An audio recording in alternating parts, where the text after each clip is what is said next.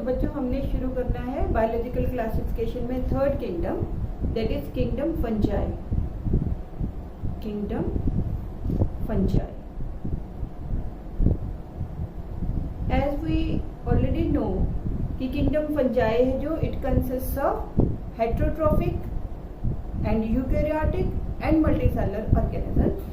Heterotrophic क्यों है? क्योंकि इनके पास क्लोरोफिल है जो वो एब्सेंट है। प्लांट्स की तरह ये अपना फूड खुद सिंथेसाइज नहीं कर सकते, दूसरों के ऊपर डिपेंडेंट है। मे बी सैप्रोफाइट हो, मे बी पैरासाइट हो, मे बी पैथोजेनिक हो, डिफरेंट मोड ऑफ न्यूट्रिशन है जो इनके प्रेजेंट है। तो किंगडम फंजाई है जो that is a kingdom of heterotrophic multicellular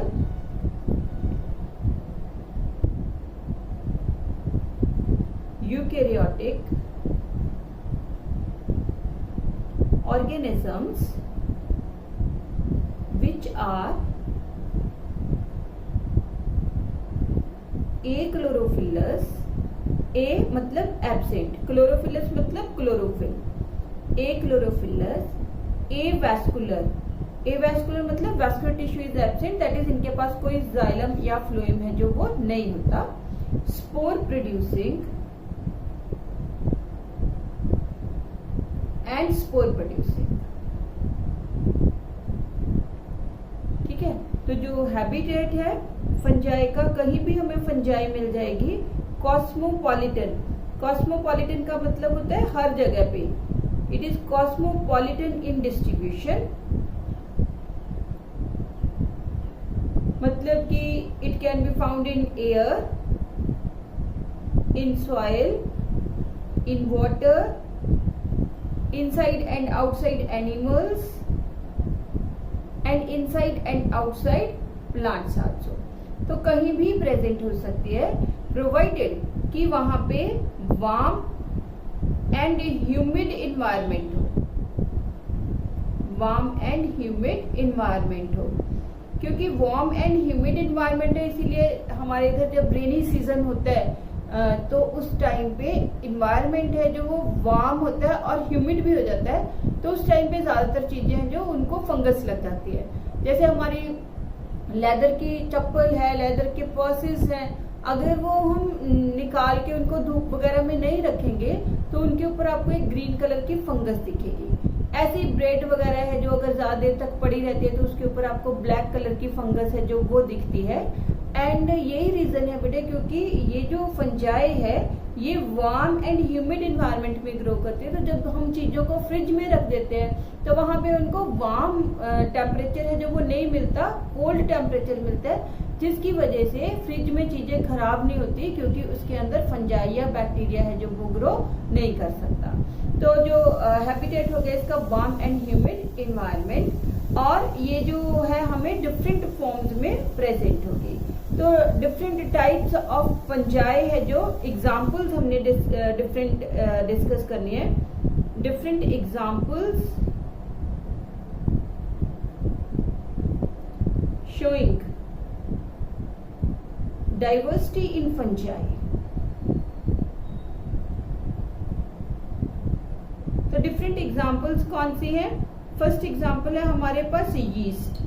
yeast कैसे डिफरेंट हो गई फंजाई से? क्योंकि हमने बोला फंजाई मल्टी सेलुलर है, बट यीस्ट एक्सेप्शन है जिसमें यीस्ट क्या है, यूनिसेलुलर है।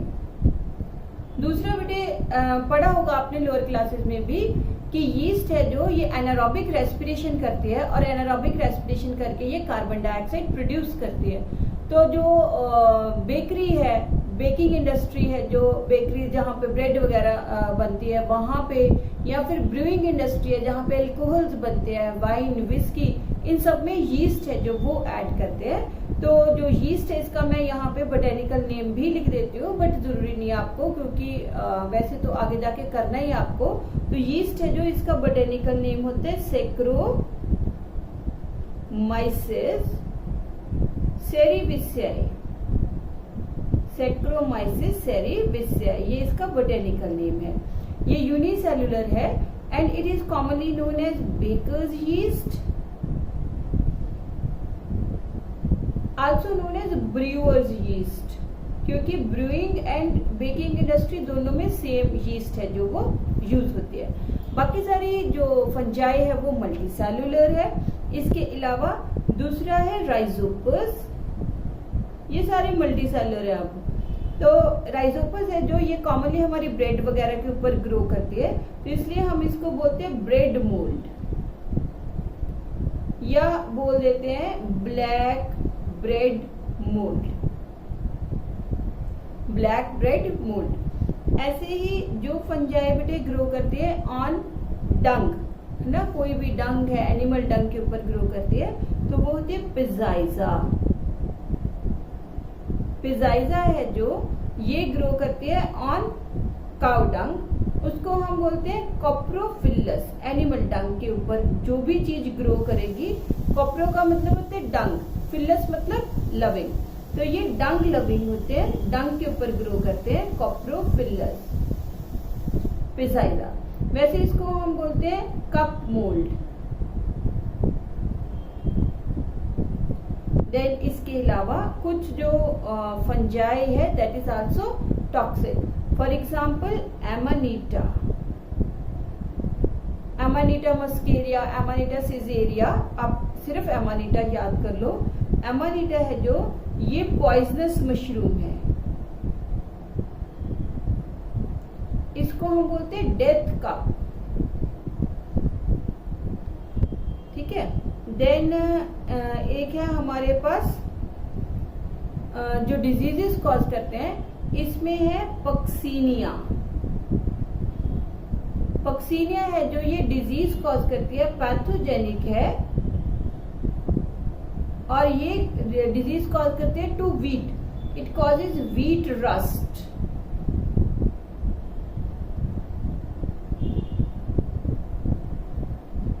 ठीक है। इसके अलावा जो डिजीज है दैट इज एक और पैथोजेनिक फंजाई है Albugo Candida, Albugo Candida.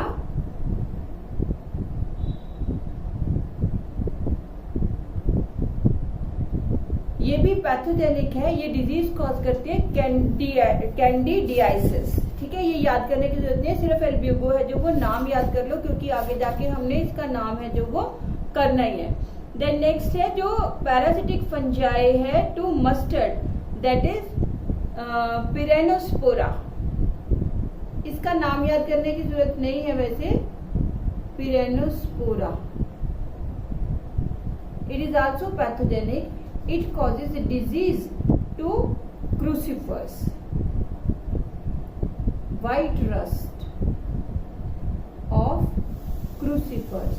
क्रूसीफरी family है एक डाइकॉट्स की, जिसमें क्या आता है ब्रासिका, दैट इज मस्टर्ड, सरसों।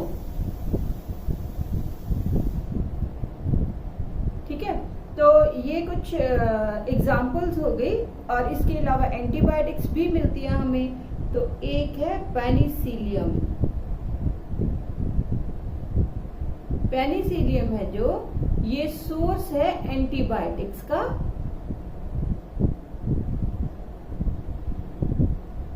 और इससे मिलती है पेनिसिलिन, इससे मिलती है एंटीबायोटिक पेनिसिलिन। तो एंटीबायोटिक्स क्या होती है? एंटी मतलब अगेंस्ट, बायो मतलब लाइफ। किसकी लाइफ के अगेंस्ट? माइक्रोब्स, माइक्रो ऑर्गेनिजम्स की लाइफ के अगेंस्ट होते हैं एंटीबायोटिक। तो antibiotics are the chemicals which are secreted by microorganisms and it restricts the growth of other microorganisms। These are antibiotics. तो first जो एंटीबायोटिक थी वो पेनिसिलिन ही थी। जो एंटीबायोटिक्स है वो हमें फंजाई से भी मिलती है, वो हमें बैक्टीरिया से भी मिलती है, बहुत सारी एंटीबायोटिक्स। तो जो जैसे हर एक जब भी हमें कोई बीमारी होती है या कोई हमें चोट लगती है तो एंटीबायोटिक्स है जो वो हम अप्लाई करते हैं। तो ये बनते भी माइक्रो ऑर्गेनिज्म से है और ये ग्रोथ है जो माइक्रो ऑर्गेनिजम्स की, अदर माइक्रो ऑर्गेनिजम्स की ग्रोथ को रिस्ट्रिक्ट करेंगे या स्टॉप कर देंगे। तो नेक्स्ट है हमने इसमें करना, that is regarding its cell structure. क्योंकि हमने कहा कि सारी फंजाई है जो वो क्या है, मल्टी सेलुलर है एक्सेप्ट यीस्ट। तो यहाँ पे हम लिखेंगे यीस्ट इज यूनिसेलुलर,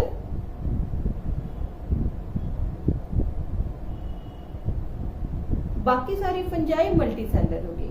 तो फंजाई है जो इसमें जो सेल्स है ना बेटे, they are present in a long tube like structure known as hyphae. Arranged to form long thread like या ट्यूब लाइक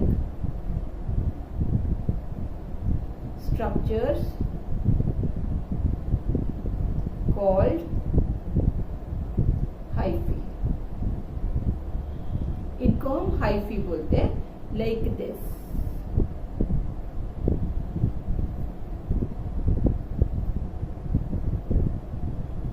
लाइक दिस। ये जो हाइफी हैं ये ना बेटे दो टाइप के होते हैं,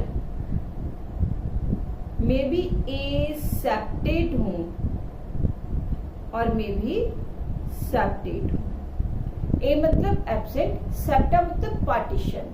तो अगर ये जो हाइफी है ये क्या हो, इनका साइटोप्लाज्म है जो वो कॉन्टिन्यूस हो, इनमें कोई पार्टीशन नहीं है, cytoplasm is continuous, there is no partition and it consist of many nuclei. ठीक है। तो वैसे अगर हम देखें तो ये एक सेल हो सकता है, ये एक सेल, ये एक सेल, बट इनमें कोई पार्टीशन नहीं है, सेप्टा नहीं है। तो हम इनको बोलेंगे कि जो हाइफी है उसमें देयर इज नो सेप्टा और जो इसका साइटोप्लाज्म है वो क्या है, कॉन्टिन्यूस है एंड मल्टी न्यूक्लिएट है। तो एसेप्टेट में साइटोप्लाज्म इज कॉन्टिन्यूस, ठीक है, एंड मल्टी न्यूक्लिएट। जहां भी बेटे प्लांट्स के केस में कोई मल्टी न्यूक्लिएट कंडीशन होती है तो हम इसको बोलते हैं सिनोसिटिक। ठीक है, प्लांट्स में जब भी कोई मल्टी न्यूक्लिएट कंडीशन होगी उसको हम बोलेंगे सिनोसिटिक। एनिमल्स में सिनोसिटिक नहीं लगता, प्लांट्स में सिनोसिटिक वर्ड लगता है। और जो सेप्टेड है उसमें क्या होगा कि जो ट्यूब लाइक स्ट्रक्चर है उसके अंदर सेप्टा प्रेजेंट है, पार्टीशंस प्रेजेंट है, तो जो साइटोप्लाज्म है वो डिवाइडेड हो जाता है। Cytoplasm is divided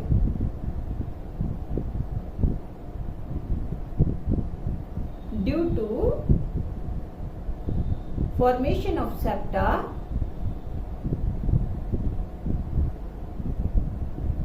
like this.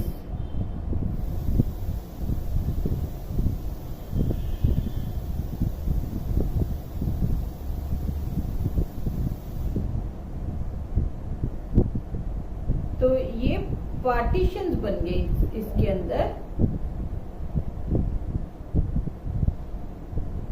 ये सेप्टेड हो गया। जो बेटे एसेप्टेड कंडीशन है वो प्रिमिटिव कंडीशन है, दिस इज प्रिमिटिव कंडीशन। तो जो प्रिमिटिव टाइप की फंजाई है, जैसे फॉर एग्जांपल हम क्लासेस करेंगे, फाइकोमाइसीट्स, फाइकोमाइसीट्स में ये कंडीशन प्रेजेंट होगी। और जो है ये वाली कंडीशन सेप्टा, सेप्टा दो टाइप के हैं। आगे septa they are of two types. कौन कौन सी टाइप्स है? एक होता है सिंपल सेप्टा जो हमने ऊपर बनाया है, और एक होता है डॉलीपोर सेप्टा। सिंपल सेप्टा हमने ऊपर बनाया है, और जो डॉलीपोर सेप्टा है इसमें ना बेटे जो सेप्टा है उसकी ऐसे बैरल शेप्ड आउटग्रोथ होती है। तो जहां पे सेप्टा की बैरल शेप्ड आउटग्रोथ हो गई वो डॉलीपोर सेप्टा होता है।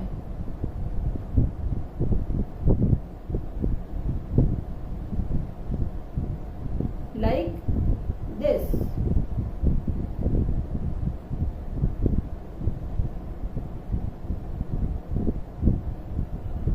तो दिस इज डॉलीपोर सेप्टा।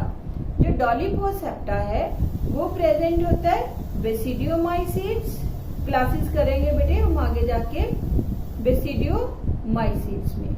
और जो सिंपल सेप्टा है वो प्रेजेंट होता है एस्कोमाइसीट्स में एंड डिट्यूरोमाइसीट्स में।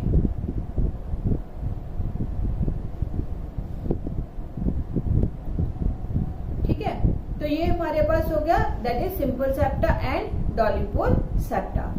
अब ये जो है हमने कहा कि मोस्टली ये एक सेलुलर स्ट्रैंड होता है जिसको हमने हाइफा बोला। और अगर ये हाइफे हैं जो वो ऐसे इंटरवूवन हो जाए, बहुत सारे हाइफे लाइक दिस ना नेटवर्क बना ले, तो इसको हम बोलते हैं interwoven mass of hyphae is known as mycelium, क्योंकि बेटे इसकी जो प्लांट बॉडी है, अब ये एक प्लांट बॉडी हो जाएगी ना, तो ये जो प्लांट बॉडी है इसको हम बोलते हैं माइसीलियम। इसीलिए study of fungi is known as mycology. ठीक है, और जो उसको स्टडी करते हैं they are known as mycologist. तो इसकी प्लांट बॉडी क्या है, थ्रेड लाइक है, इंटरवूवन मास है हाइफे का, जिसको हमने माइसीलियम बोला। So study of fungi is known as mycology. Mycelium के ऊपर बेस्ड है। ठीक है, तो ये हो गया about the hyphae and mycelium. अगर सिंगल स्ट्रैंड है, ये है एक सिंगल, तो इसको हम हाइफे बोल रहे हैं, और जब ये इंटरवूवन मास हो गया तो हमने इसको माइसीलियम बोल दिया। अब माइसीलियम है जो इट में कंसिस्ट ऑफ सेप्टेड हाइफा और इट में consist of A septate Haifa. इनमें बेटे जो है ना आगे टिश्यू है जो उसकी लूज ऑर्गेनाइजेशन होती है। तो ये जो माइसीलियम है it can form the tissue, they can form the tissue form loose mass which is known as tissue। तो अब हम पहले करते हैं रिगार्डिंग सेल स्ट्रक्चर। एक सेल की क्या स्ट्रक्चर है, तो सेल स्ट्रक्चर तो टिपिकल यूकैरियोटिक होएगी। और प्लांट्स पहले जो है फंजाई इसको प्लांट्स में ही रखते थे, तो इसके काफी सारे कैरेक्टर्स प्लांट्स वाले ही हैं, बट इनके पास फोटोसिंथेटिक पिगमेंट्स नहीं है। तो बाहर की साइड इनके पास सेल वॉल है, दिस इज सेल वॉल। जो सेल वॉल है वो सेल्यूलोज की नहीं बनी हुई, वो बनी हुई है काइटिन की। ठीक है, सेल्यूलोज की नहीं बनी हुई, ये काइटिन की बनी हुई है। काइटिन भी एक तरह से पॉलीसेकेराइड होता है। Chitin is a polysaccharide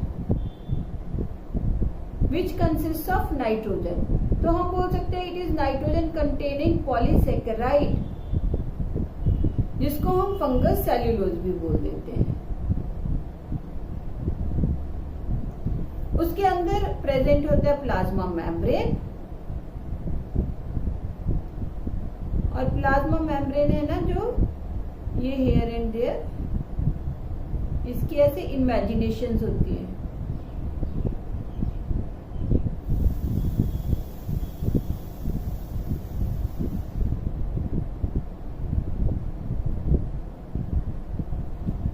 centre में typical eukaryotic nucleus, typical eukaryotic nucleus, ये जो है इनको हम बोलते हैं लोमासोम। इनका काम होता है सरफेस एरिया को इंक्रीज करना, और बाकी सारा कुछ टिपिकल यूकैरियोटिक स्ट्रक्चर होगी बेटे। इनके पास साइटोप्लाज्म है जो वो प्रेजेंट होगा, वैक्यूल्स हैं जो वो भी प्रेजेंट होंगे,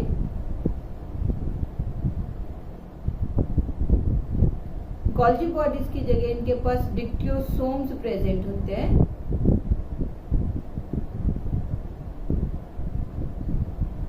एंडोप्लाज्मिक रेटिकुलम प्रेजेंट होता है, और इनका रिजर्व फूड है जो वो होता है ग्लाइकोजन।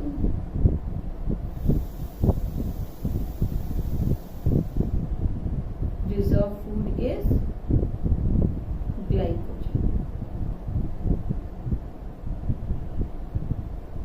ठीक है, तो ये हो गया about the cell structure. Mainly आपने याद रखना है कि सेल वॉल है जो वो काइटिन की बनी हुई है, और टिपिकल यूकैरियोटिक न्यूक्लियस है जो वो इसके अंदर प्रेजेंट है। अब रिगार्डिंग टिश्यू, टिश्यू जो हमने बोला कि ये टिश्यू बना लेते हैं।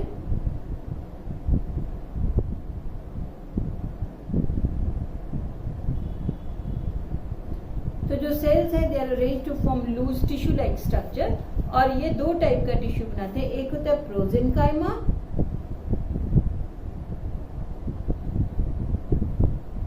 और एक होते हैं स्यूडोपेरेन्काइमा।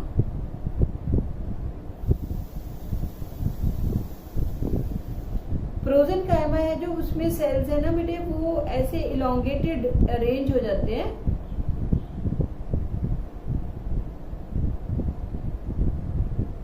Like this.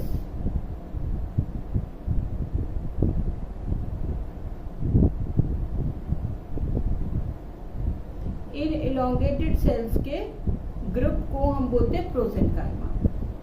प्रोजेनकाइमा। सूडोपेरेन्काइमा, सूडो मतलब होता है फॉल्स, मतलब वैसे ये पेरेन्काइमा नहीं है जो हमने एनाटॉमी में किया, वो पेरेन्काइमा नहीं है, but they appear to be like parenchyma, तो इसलिए हमने इनको बोल दिया सूडोपेरेन्काइमा।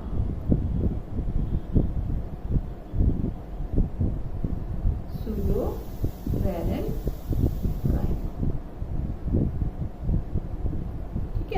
देन रिगार्डिंग कि जो फंजाई है इसके पूरे लाइफ स्पैन में दो फेजेस होते हैं। एक होता है वेजिटेटिव फेज,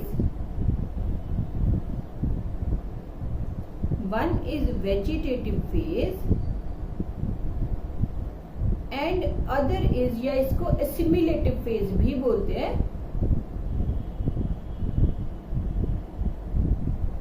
और दूसरा होता है रिप्रोडक्टिव फेज। जो वेजिटेटिव फेज है उसमें फंजाई कलरलेस रहती है, कोई कलर नहीं होता फंजाई का, कलरलेस रहती है। और सबस्ट्रेटम, सबस्ट्रेटम होता है जहां भी कोई चीज ग्रो करती है उसको हम सबस्ट्रेटम बोलते हैं। And is present below the substratum, क्योंकि ये अपने सबस्ट्रेटम के नीचे है और कलरलेस है तो इजीली विजिबल नहीं होती, so is not visible easily. और जब ये रिप्रोडक्टिव एसिमिलेशन, एसिमिलेशन का मतलब होता है फूड खाना, फूड को इकट्ठा करना, तो उस टाइम पे इनका काम सिर्फ क्या होता है कि अपने आप को स्प्रेड करो, फूड जहां भी, जैसे हमने बोला ब्रेड में ग्रो कर रही है, तो ब्रेड में जब हमें वो ब्लैक कलर के स्पोर्स दिखते हैं ब्रेड के ऊपर, उससे पहले उसके अंदर व्हाइट कलर के है ना ब्रेड, तो उसके अंदर व्हाइट कलर की फंगस लगी होती है। वो फंगस वो ब्रेड में से फूड खाती रहती है और अपने आप को ब्रेड के अंदर स्प्रेड करती है, फिर उसका एंटर कर जाती है वो रिप्रोडक्टिव फेज में। जब रिप्रोडक्टिव फेज में एंटर करती है ना, तो यहाँ पे ये स्पोर्स बनाते हैं, ये सबस्ट्रेटम के ऊपर आ जाते हैं, कलर्ड स्पोर्स बनाते हैं, तो इसको हम इजीली देख सकते हैं। जैसे मैंने बोला ब्रेड के ऊपर काले रंग के आपको स्पोर्स है, वो ब्लैक कलर की फंगस दिखेगी, वो ब्लैक कलर उसके स्पोर्स की वजह से है। ऐसे ही हमारे लेदर के ऊपर ग्रीन कलर की फंगस दिखती है जो उसके स्पोर्स की वजह से है। सिट्रस फ्रूट्स है जो उनके ऊपर ग्रीन कलर की फंगस आपको दिखती है, इनिशियली व्हाइट होती है और बाद में वो ग्रीन हो जाती है ड्यू टू कलर्ड स्पोर्स। तो रिप्रोडक्टिव फेज में they produce colored spores and fungi grows above the substratum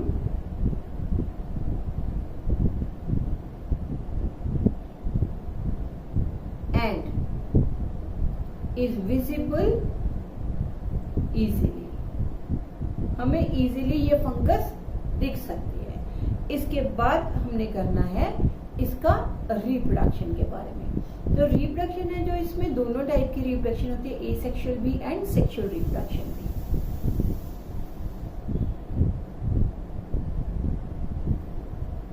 reproduction can be asexual, 3 type है रादर वन। वैसे फ्रेगमेंटेशन भी होती है but fragmentation is vegetative, otherwise हम उसको एसेक्सुअल में भी मान लेते हैं। Asexual and sexual reproduction.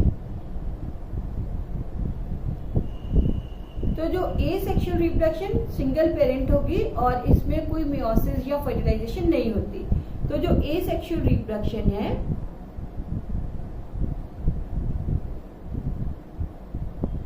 It occurs by means of,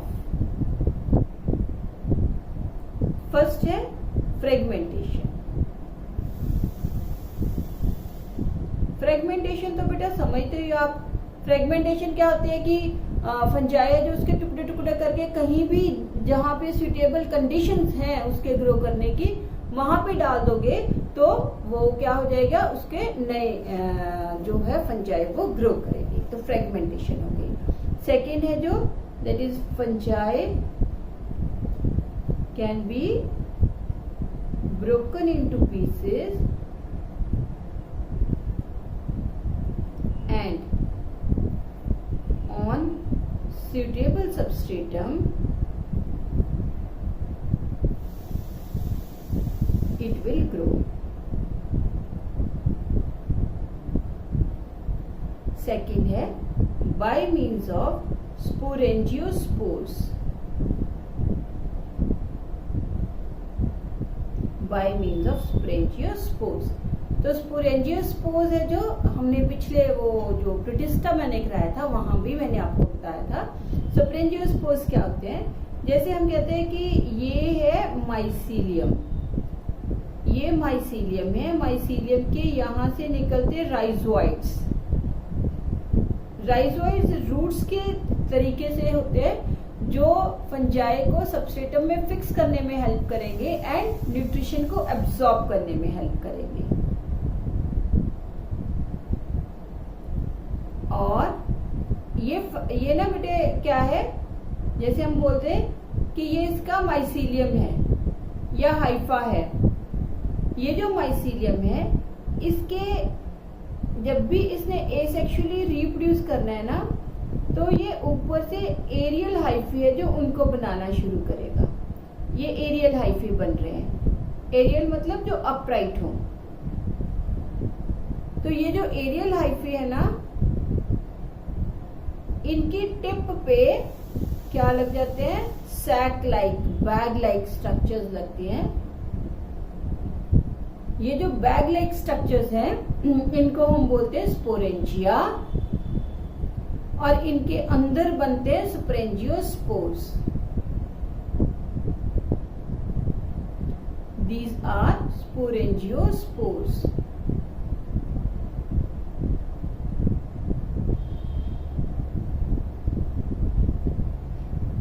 तो जब स्पोरेंजियोस्पोर्स है जो ये मेच्योर होते हैं, स्पोरेंजिया फट जाते हैं, बर्स्ट करते हैं, स्पोरेंजियोस्पोर्स एयर से डिस्पर्स हो जाते हैं और फाइंडिंग द सुटेबल सबस्ट्रेटम वो जर्मिनेट करेंगे।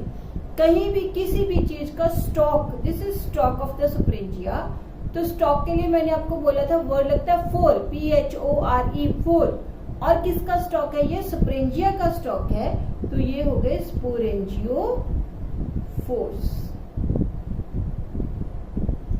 ठीक है। तो स्पोरेंजियोस्पोर्स बैग लाइक स्ट्रक्चर्स के अंदर बने, जो जब भी डिस्पर्स होंगे they can give rise to new plant body. तो हम बोलेंगे sporangiospores are endogenous.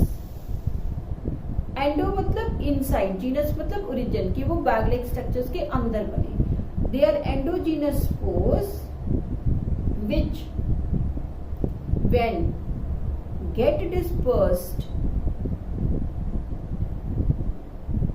to suitable substratum can form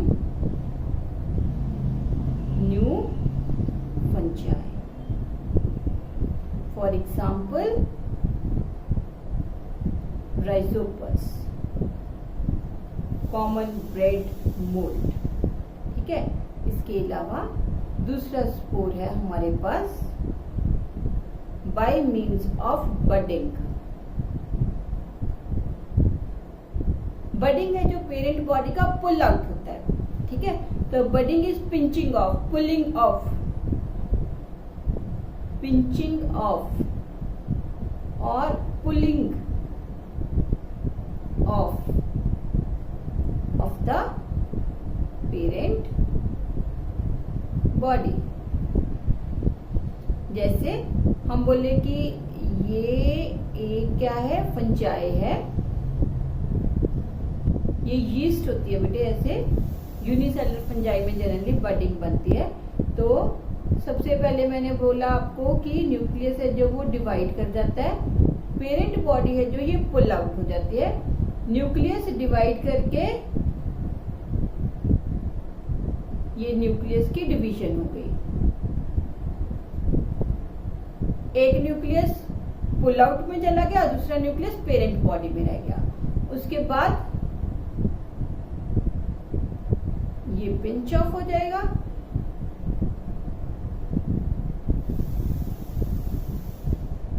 ठीक है। और ये जो बड है ये अपने पेरेंट से छोटी होगी, जब ये डिटैच हो जाएगी तो नया जो है प्लांट बॉडी वो बना देगी। फॉर एग्जाम्पल यीस्ट,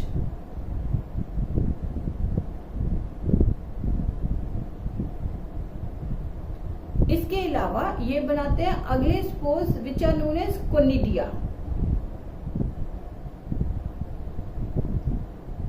कोनिडिया भी एसेक्सुअल स्पोर्स हैं जो कैसे बनते हैं, देखो जो कोनिडिया है ना बेटे, ऐसे ये हमारे पास हो गया इसका हाइफा। तो जब भी इन्होंने कोनिडिया बनाना है तो ये एरियल इरेक्ट हाइफे बनाएंगे विच में बी ब्रांच्ड और unbranched.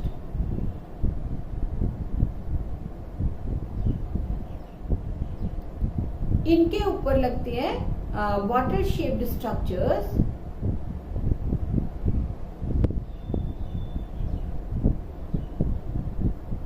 like this।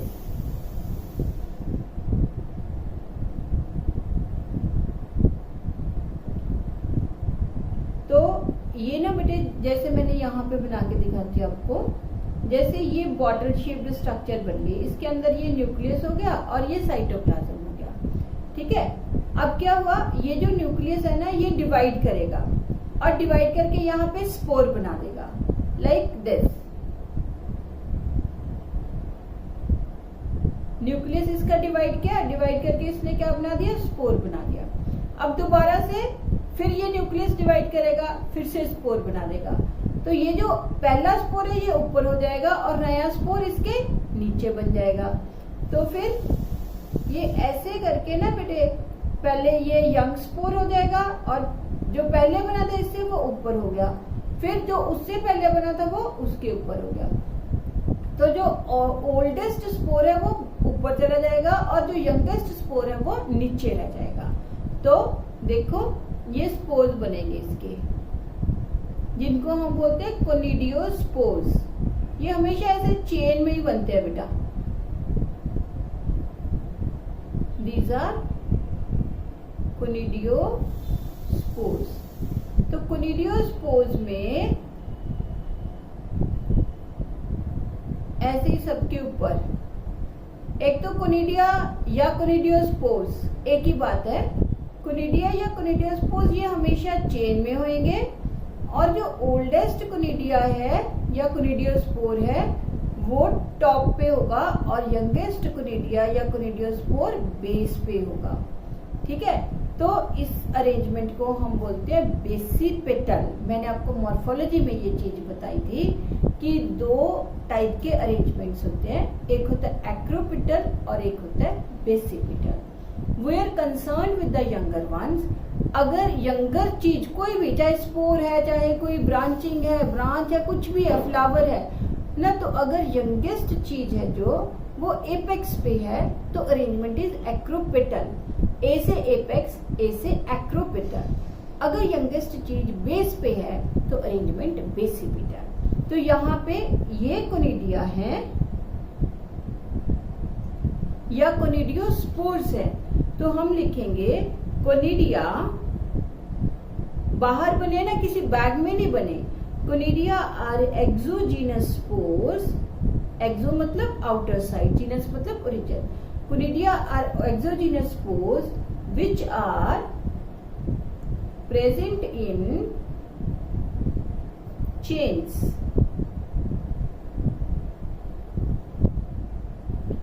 and are basipetal in arrangement। ठीक है, तो ये क्या हो गया, दिस इज हाइफा, और ये एरियल हाइफी हो गए जिनके ऊपर कोनिडिया लगे, तो हम इनको बोलेंगे कोनिडियोफोर। फोर मतलब स्टॉक, वो स्टॉक जिसने कोनिडिया बियर करने हैं। ठीक है, फोर मतलब स्टॉक, वो स्टॉक जिसने कोनिडिया बियर करने हैं, कोनिडियोफोर। वो स्टॉक जिसने सप्रेंजिया बियर करने हैं, सप्रेंजियोफोर।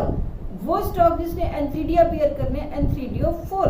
ठीक है, तो 4 वर्ड लगाते हैं स्टॉक के लिए। और ये हो गए कोनिडिया या कोनिडियोस्पोर हो गए। और ये जो बॉटल शेप्ड स्ट्रक्चर है ना बेटे, इसको हम बोलते हैं स्टेरिगमेटा। ये नाम याद करना है, कर लो, नहीं कोई जरूरत नहीं है। This is known as sterigmata. तो कोनिडिया है जो, वो कैरेक्टरिस्टिक फीचर है किसका, क्लास एस्कोमाइसिड्स का, क्लास एस्कोमाइसिड्स। क्लास एस्कोमाइसिड्स का मेंबर है पेनिसिलियम। तो पेनिसिलियम के केस में ये प्रेजेंट होता है। एंड एक नेक्स्ट स्पोर जो एसेक्सुअल रिप्रोडक्शन के लिए है, दैट इज जूस्पोर। जूस्पोर ना बेटे हमेशा याद रखना है कि ये एक तो फेवरेबल कंडीशंस में बनते हैं, दूसरा ये एक्वेटिक कंडीशंस में बनते हैं, और तीसरा ये मोटाइल होते हैं। तो जूस्पोर्स आर मोटाइल, मतलब इनके पास फ्लैजेला होंगे ही होंगे। Motile thin walled spores which are present inside zoosprangium. They are always find in aquatic conditions.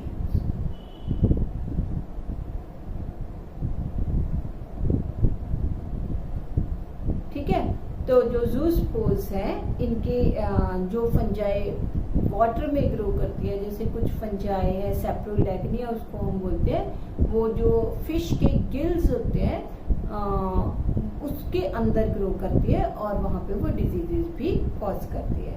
तो जूस्पोर्स ऐसे कुछ स्ट्रक्चर्स होती है बेटे, ये सेल हो गया, न्यूक्लियस हो गया, और ये उसके फ्लैजेला हो गए। This is zoospore. For example saprolegnia.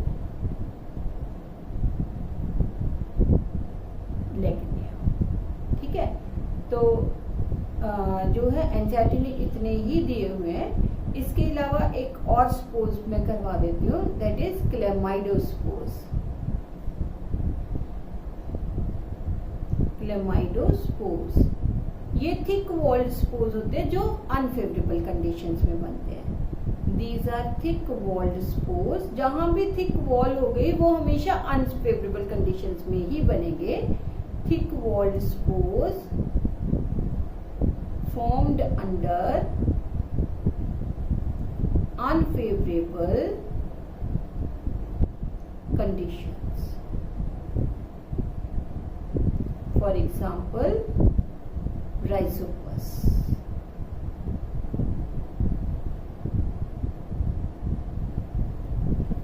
ठीक है, तो ये था all about the asexual reproduction and about the fungi.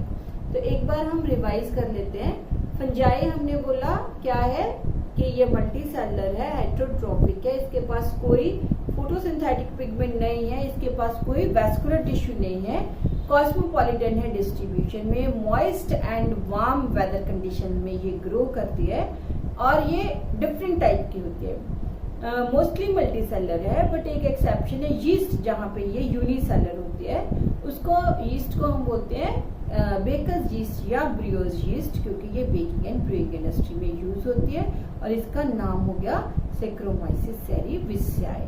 Rhizopus bread के ऊपर ग्रो करती है, पिजाइसा डंग के ऊपर ग्रो करते हैं, कॉप्रोफिलस होते हैं, एमानिटा पॉइजनस होती है, ऑक्सीनिया पैथोजेनिक है, एल्ब्यूको पैथोजेनिक है, पिरेनोस्पोरा पैथोजेनिक है। और इसके अलावा कुछ फंजाई को हम खाते भी हैं, एडिबल फंजाई भी होती है। एडिबल जो फंजाई है उसके भी एक नाम लिख लेते हैं हम, एक दो कौन सी है एडिबल, एक तो मशरूम, एक गुच्छी that is morchella, they are edible fungi. Antibiotics भी मिलती है, पेनिसिलियम है जो वो सोर्स है पेनिसिलिन का। सेल स्ट्रक्चर है जो उसमें हमने कहा कि इनके पास लॉन्ग ट्यूब लाइक स्ट्रक्चर्स होते हैं जिसको हमने हाइफा बोला, और हाइफा है जो एसेप्टेट या सेप्टेट दो टाइप के होते हैं। अगर पार्टीशन कंपार्टमेंट से एब्सेंट है तो वो एसेप्टेट हो जाएगा, और मल्टीन्यूक्लिएट कंडीशन को क्या बोलते हैं हम, सिनोसिटिक। और सेप्टेट में सेप्टा पार्टीशंस प्रेजेंट होते हैं, सिंपल सेप्टा है एंड बैरल शेप्ड अगर सेप्टा है तो वो डॉलिपोसेप्टा हो जाता है। Simple septa class ascomycetes and deuteromycetes में होता है, और डॉलिपोसेप्टा है जो वो क्लास बेसिडियोमाइसिटिस में होता है। जब ये हाइफा है जो वो नेटवर्क बना लेते हैं तो उसको हम माइसीलियम बोलते हैं, और स्टडी ऑफ फंजाई को इसीलिए माइकोलॉजी बोल देते हैं। ये लूज मास भी बना सकते हैं जिसको हम टिश्यू बोलते हैं। दो टाइप का टिश्यू होता है, एक होता है प्रोसेनकाइमा और एक होता है सुडोपैरेन्काइमा। सेल स्ट्रक्चर में मेन इनकी सेल वॉल है काइटिन की बनी हुई, और रिजर्व फूड है ग्लाइकोजन।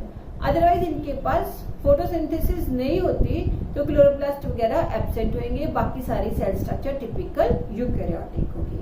फिर हमने कहा कि दो फेजेस हैं, वेजिटेटिव फेज एंड कौन सा, रिप्रोडक्टिव। वेजिटेटिव में ये कलरलेस होते हैं, सबस्ट्रेटम के नीचे होते हैं, और रिप्रोडक्टिव फेज में जाके ये कलर्ड स्पोर्स बनाते हैं जिसकी वजह से ये विजिबल हो जाते हैं। रिप्रोडक्शन एसेक्सुअल सेक्सुअल दोनों है। एसेक्सुअल हमने डिस्कस कर ली, फ्रेगमेंटेशन, देन स्प्रेंजियोस्पोर्स, एंडोजिनस स्पोर्स है स्प्रेंजिया के अंदर बने, तीसरे हमने किए बडिंग, चौथी हमने की कोनिडिया, और फिर हमने किए zoospores and chlamydospores. This was all about the general features of fungi. इसके बाद सेक्सुअल रिप्रोडक्शन एंड क्लासेस के बारे में हम डिस्कस करेंगे नेक्स्ट लाइन।